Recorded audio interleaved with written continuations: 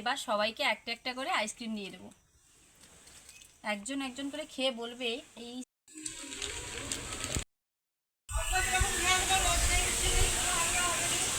নমস্কার বন্ধুরা, আমি দেবজানী, আপনাদের চ্যানেল দেবজানী রান্নাঘর উইথ ভিলেজ ফুডে আপনাদের সবাইকে স্বাগত জানাই। আমরা সকলে জানি ভীষণ গরম পড়েছে, আর এই গরমে একদম থাকা যাচ্ছে না, এতটাই গরম পড়েছে। এই গরমের সময় কিন্তু আইসক্রিম খেতে ভীষণ মন চায়।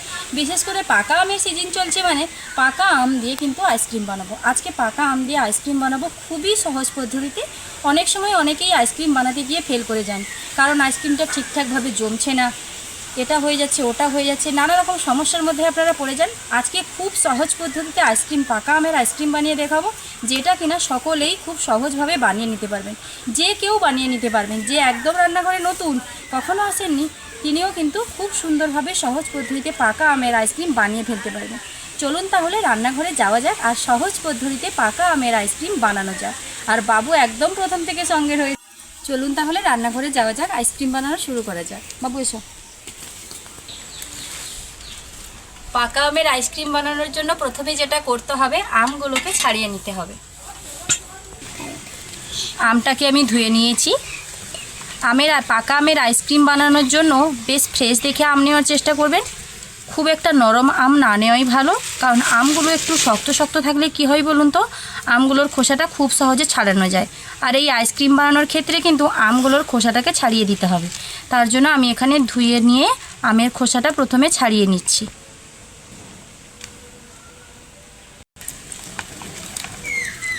আমি এখানে দুটো আম নিয়েছি, আর একটা আম কিন্তু রেখে দিয়েছি, কারণ আইসক্রিমের মোল্ড কিন্তু একটাই। 3টে আম দিলে মোল্ডে কিন্তু ধরবে না, বেশি হয়ে যাবে। তার জন্য খোসা ছাড়িয়ে আমটাকে ঠিক এরকমভাবে পিস পিস করে কেটে নিচ্ছি। মিক্সির জারের মধ্যে কেটে রাখা আম দিয়ে দিলাম। দুটো আমটা আঁঠিটা বাদ দিয়ে পিস পিস করে কেটে আমি কিন্তু মিক্সির জারের মধ্যে দিয়ে দিয়েছি। এবার যেটা করতে হবে, আইসক্রিমটাতে মিষ্টি মিষ্টি স্বাদ লাগার জন্য আমি এখানে কিছুটা পরিমাণ চিনি দিয়ে দিচ্ছি। আপনারা চাইলে এখানে চিনির সঙ্গে কিছুটা দুধও অ্যাড করে দিতে পারেন, তবে আমি দুধটা দিলাম না। আগে একবার দুধ দিয়ে বানিয়েছিলাম, সেটার স্বাদ কিন্তু ভীষণ ভালো হয়েছিল। এবার দুধবিহীন বানাবো, স্বাদটা কীরকম লাগে।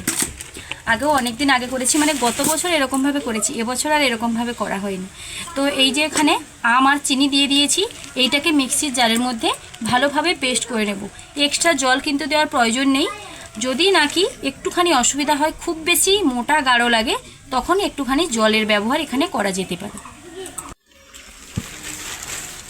আমটাকে আমি ভালোভাবে পেস্ট করে নিয়েছি, দেখুন। এখানে আপনারা পাকা আমের আইসক্রিমের স্বাদটাকে আরও ডাবল করার জন্য কিছুটা ড্রাই ফ্রুটস এখানে ব্যবহার করতে পারেন। চাইলে ব্যবহার করতে পারেন, একদম অপশনাল। এমনিতেও ঠিক এরকমভাবে যেভাবে আমি আইসক্রিমের মোল্ডে দিয়ে দিচ্ছি, এটা করলেও কিন্তু এই গরমের সময় ভীষণ খেতে ভালো লাগবে। বিশেষ করে এখন পাকা আমের সিজন চলছে, এই সিজনে যদি এরকমভাবে পাকা আমের আইসক্রিম বানিয়ে খাওয়া যায় না, ভীষণ মজাদার হবে। আমি এখানে একটা আইসক্রিমের মোল্ডের মধ্যে কিন্তু সবগুলো ভরে দিলাম। দেখুন, আপনাদের হাতের কাছে যদি আইসক্রিমের মোল্ড না থাকে, প্লাস্টিকের চা খাওয়ার যে কাপগুলো থাকে, ওটার মধ্যেও কিন্তু খাঁচা ভরে আইসক্রিম বানাতে পারেন।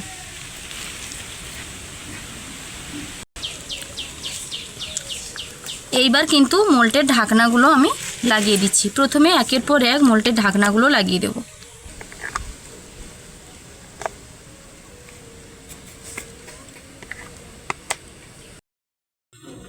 আইসক্রিমের খাঁচি নিয়েছি, ঠিক এরকমভাবে খাঁচিগুলো ভরে দেব। তুমি একদম মাস্টার হয়ে গেছো, তুমি আইসক্রিম বানাও তো, আমি খাবো, আমি আর বানাবো না। বাবু এখানে ওস্তাদি করছে।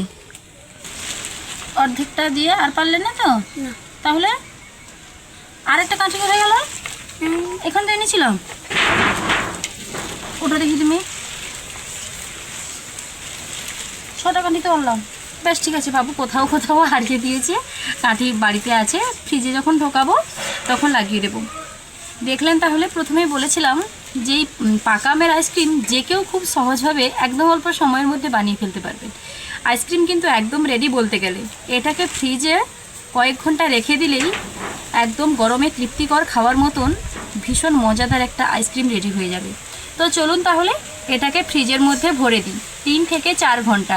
যদি লো ভোল্টেজ থাকে, মানে যদি ঠিকঠাকভাবে কারেন্টের ভোল্টেজটা থাকে, তাহলে 2-3 ঘন্টার মধ্যেই হয়ে যাবে, না হলে একটুখানি বেশি সময় লাগবে। চলুন ফ্রিজে এটাকে রেখে দিই।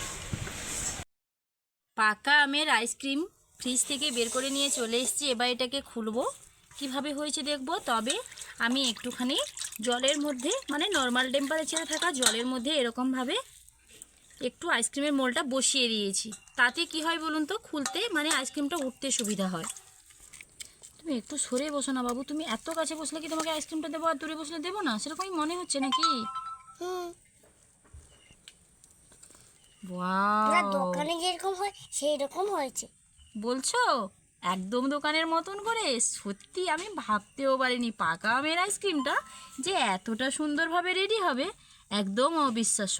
আমি গত বছর বানিয়েছিলাম, কিন্তু এক একটা একটু উঠতে অসুবিধা হবে।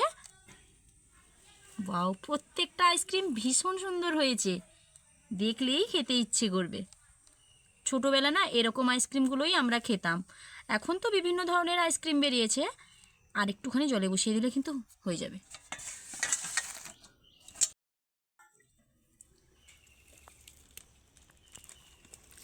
আইসক্রিমগুলো কতটা সুন্দর এবং পারফেক্ট হয়েছে দেখুন, ভীষণ সুন্দর হয়েছে আইসক্রিমগুলো। পাকা আমের আইসক্রিমগুলো কতটা পারফেক্ট হয়েছে নিশ্চয়ই আপনারা দেখেই বুঝেছেন।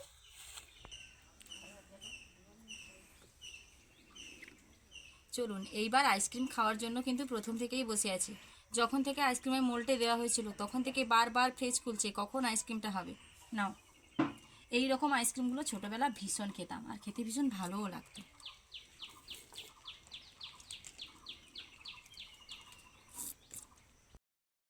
এবার সবাইকে একটা একটা করে আইসক্রিম দিয়ে দেবো। একজন একজন করে খেয়ে বলবে এই সিজনে পাকা আমের আইসক্রিমটা কীরকম লাগছে। নিজেকেও একটা খেতে হবে।